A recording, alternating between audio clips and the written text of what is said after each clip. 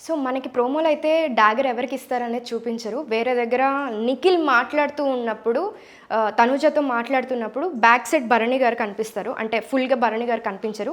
మిర్రర్‌లో అయితే భరణి గారు కనిపిస్తారు. దాన్ని బట్టి మనం అర్థం చేసుకోవచ్చు. ఆ డాగర్ భరణి గారు నిఖిల్‌కి ఇస్తారు. నిఖిల్ నామినేషన్స్ వచ్చేసి తనుజకి చేస్తారు. అది ఎలా ఉందంటే భరణి గారే వెపన్ ఇచ్చి తనుజని చేయమన్నట్లుగా ఉంటుంది. బట్ భరణి గారు కూడా తెలీదు నిఖిల్ తనుజని నామినేట్ చేస్తారు అని చెప్పి. సో, తనుజని నామినేట్ చేసే పాయింట్స్ కూడా చాలా స్ట్రాంగ్‌గా ఉంటారు. ఇప్పటిదాకా అంటే నిఖిల్‌ని కూడా చాలా అంటే వేరే వీడియోస్‌లో కూడా మనం చూసి ఉండొచ్చు. నిఖిల్‌ని టార్గెట్ చేస్తూ మాట్లాడుతూ ఉంటుందన్నమాట. మీరేం ఆడారు? మీరు అసలు గేమే ఆడలేదు కదా! ఎక్కడి దాకా ఆడారు? సేఫ్ గేమ్ ఆడుతున్నారు అని ఎక్కడ గేమ్‌లో కనిపించలేదంటే, నేను గేమ్‌లో కనిపించలేదంటే మీరు ఎక్కడ చూడలేదేమో. మీరు గేమ్ ఆడుంటే ఎక్కడ కెప్టెన్ బోర్డ్‌లో ఎక్కడ లేరు కదా అని చెప్పి స్ట్రాంగ్ కౌంటర్ ఇస్తారు. సో, వచ్చిన వాళ్ళు ప్రతి ఒక్కరు తనూజకి కౌంటర్ అయితే ఇవ్వడం జరిగింది. అండ్ సంజనాని అయితే నామినేట్ చేయడం జరిగింది.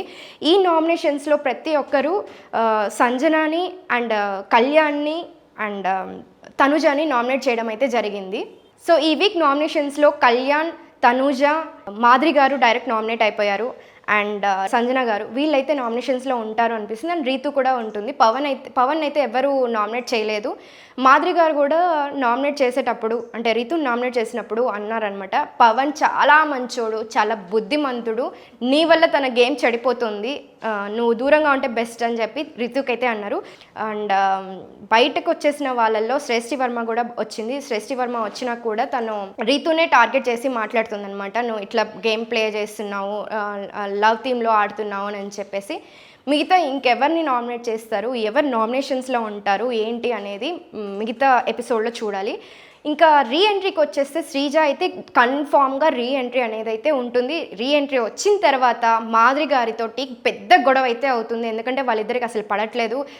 రావడంతో మాధురి గారు సరిగ్గా మాట్లాడకపోవడం, తర్వాత ఇప్పుడు ఎంట్రీ ఇచ్చిన తర్వాత కూడా మాధురి గారు కొంచెం నార్మల్గా మాట్లాడినా శ్రీజ తీసుకోకుండా పొగర్తోటి చూపించింది. అంటే ఆమెకు చూపించిన ఆ పొగర్ని ఇప్పుడు ఇక్కడ కంటిన్యూ చేస్తుంది.